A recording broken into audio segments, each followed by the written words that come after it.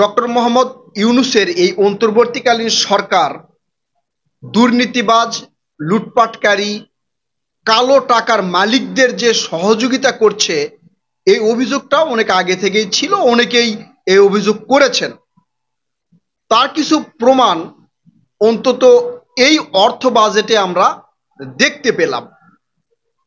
এই অর্থ বাজেটে যেভাবে বাজেট করা হয়েছে, এই বাজেটের কিছু পয়েন্টগুলো যদি আপনারা স্পষ্ট করে দেখেন বা একটু মনোযোগ দিয়ে দেখেন, তাহলে কিছুটা স্পষ্ট হবে যে আসলে এই অন্তর্বর্তীকালীন সরকার কি চাচ্ছে, কোন দিকে দেশকে নিয়ে যেতে চাচ্ছে, কাদের সহযোগিতা করছে, এটা কিন্তু স্পষ্ট হবে।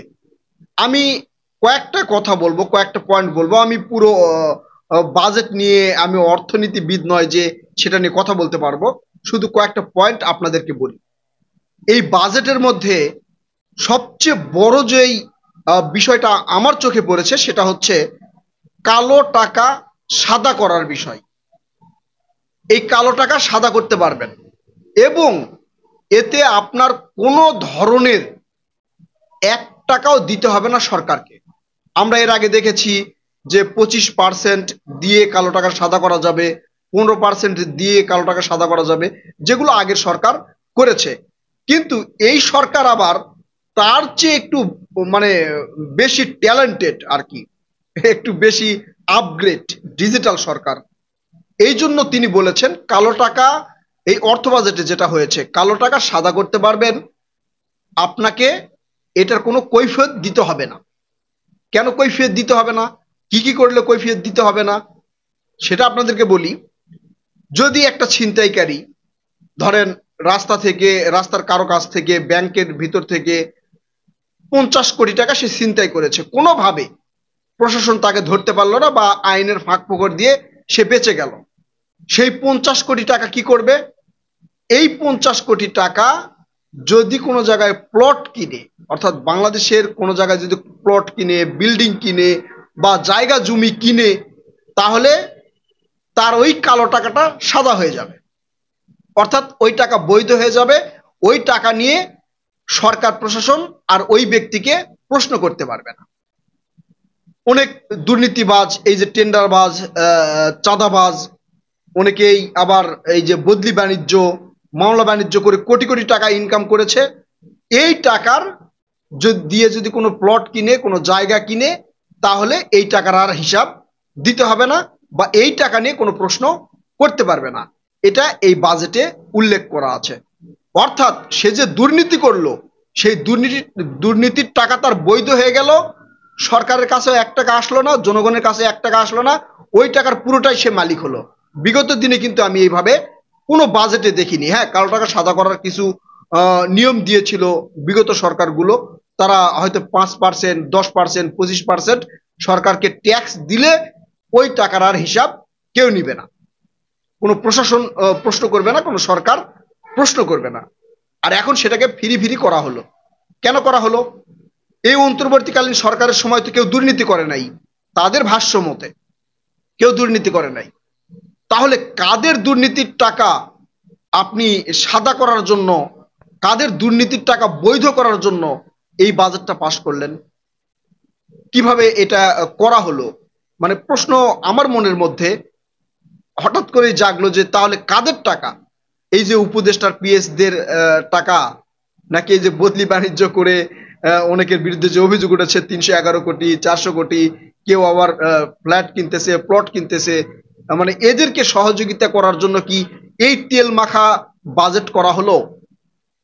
প্রিয় দর্শক, প্রশ্ন আপনাদের কাছে। আরেকটা পয়েন্ট যেটা আমি আপনাদেরকে বলবো সেটা হচ্ছে এই কোঠার জন্য যে আন্দোলন করা হলো, যাতে কোঠা না থাকে, কোঠা বিলুপ্ত করে দেওয়ার জন্য, বৈষম্য বিলুপ্ত করে দেওয়ার জন্য আন্দোলন করা হলো। আওয়ামী লীগ সরকারের পতন ঘটানো হলো, আওয়ামী লীগ সরকার চলে গেল, এখন আবারও সেই কোঠায় আমরা দেখতে পাচ্ছি। কিভাবে দেখতে পাচ্ছি? একজন ব্যক্তি যদি বছরে 3.5 লক্ষ টাকা আয় করে, তাহলে তাকে ইনকাম ট্যাক্স দিতে হবে 3.5 লক্ষ টাকা। বিষয়টা মনে রাখবেন, 3.5 লক্ষ টাকা যদি কোনো ব্যক্তি বছরে আয় করে, তাহলে তাকে ইনকাম ট্যাক্স দিতে হবে। এখন এই যে জুলাই বিপ্লবী যারা, জুলাই বিপ্লবীরা যদি মানে 5 লাখ টাকা পর্যন্ত আয় করে, তাহলে তাদের কি দিতে হবে না? এই ইনকাম ট্যাক্স দিতে হবে না। জুলাই বিপ্লবী কারা? আপনি এই যে জুলাই আন্দোলনে যারা নিহত হলো তাদের পূর্ণাঙ্গ তালিকা এখন পর্যন্ত প্রকাশ করতে পারলেন না। আহতদের সুচিকিৎসা এখন পর্যন্ত করতে পারলেন না। সংস্কারের কথা তো বাদ দেই, কারণ সংস্কার নিয়ে তো মোটামুটি একটা যে নাটক হচ্ছে, অনেকেই সেটাই কিন্তু মনে করছে যে সংস্কার নিয়ে নাটক হচ্ছে। আপনি এই জুলাই বিপ্লবীদের তালিকা কিভাবে করছেন? কবে করবেন? নিহতদের তালিকা করতে পারলেন না, আহতদের সুচিকিৎসা করতে পারলেন না, আপনি জুলাই বিপ্লবীদের জন্য একটা কোঠা তৈরি করে দিলেন। 1971 সালে যে যুদ্ধ হয়েছিল বাংলাদেশে, কে মুক্তিযোদ্ধা ছিল না? মুক্তিযোদ্ধাদের জীবনের প্রাণের ঝুঁকি নিয়ে একটা মা তার বাসায় রেখেছে, একটা মা তার খাবার না খেয়ে মুক্তিযোদ্ধাদের খাইয়েছে। সে মা কি মুক্তিযোদ্ধা নয়? তিনিও মুক্তিযোদ্ধা। তারপরে করা হলো কি, মুক্তিযোদ্ধাদের তালিকা করা হলো, হাজার হাজার মা বাদ গেল। আপনি বিপ্লবীদের তালিকা কিভাবে করবেন? এই আন্দোলনে কে রাস্তায় নামে নাই? এই আন্দোলনে কে রাস্তায় নামে নাই? শেখ হাসিনাকে তাড়াতে কার ভূমিকা নেই? আপনি কাদের বিপ্লবী বলবেন? কাদের তালিকা করবেন? কাদের জন্য এই 5 লাখ টাকা ইনকাম পর্যন্ত আপনার ট্যাক্স দিতে হবে না এটা করলেন? প্রিয় দর্শক, এই প্রশ্নগুলো অনেকেই করছে, সেটাই আপনাদেরকে জানাচ্ছি আমরা, যে এই প্রশ্ন কিন্তু আস্তে আস্তে উঠছে। অনেক কিছুই অন্তরালে রয়েছে, অনেক কিছুই প্রকাশ হচ্ছে। মানে এই সরকার কি চাচ্ছে সেটা নিয়ে কিন্তু আমরা মোটামুটি দেখছি। এই যে সংস্কার, আপনার এই পর্যন্ত কয়টা সংস্কার হয়েছে? কোনটার ফাইনাল রিপোর্ট আমরা পেয়েছি? বিচারের কার্যক্রম শুরু করতে করতে আপনি 9 মাস পার করে দিলেন, সেটা এখন পর্যন্ত পূর্ণাঙ্গভাবে শুরু হয় নাই। শুধু শেখ হাসিনা সহ কয়েকজনের বিচার আপনার লাইভে দেখালেন। আমরা চাই এটা তীব্র বিচার হোক। আরেক জায়গায় এই বাজেটে যে তেল মারা হয়েছে, সেটা হচ্ছে যদি কোনো ব্যক্তি নোবেল পায়, মানে আমাদের ডক্টর মোহাম্মদ ইউনূস যে নোবেল পুরস্কার পেয়েছে, এই নোবেল যদি পায় তাহলে তাকে ইনকাম ট্যাক্স দিতে হবে না ওই নোবেলের টাকা। মানে একজন নোবেল পেলে মোটামুটি বাংলাদেশি টাকায় প্রায় 16 কোটি টাকার মতো ওই নোবেল পুরস্কারের ইয়াতে দেওয়া হয়। তো এই টাকার কোনো ইনকাম ট্যাক্স দিতে হবে না। ভাই, এটা কাকে তেল মারার জন্য এই লেখাটা লেখা হলো? মানে এই বাজেটটা করা হলো। এই যে 53 বছর বাংলাদেশে, এই 53 বছরে কয়জন নোবেল পেয়েছে বা ভবিষ্যতে কবে পাবে না পাবে সেইটা বাজেটের অন্তর্ভুক্তি করা হলো কেন? নাকি আমাদের ডক্টর মোহাম্মদ ইউনূস স্যার আবারও নোবেল পাবেন, এরকম চিন্তা ভাবনা করে আপনারা এই বাজেটটা করলেন?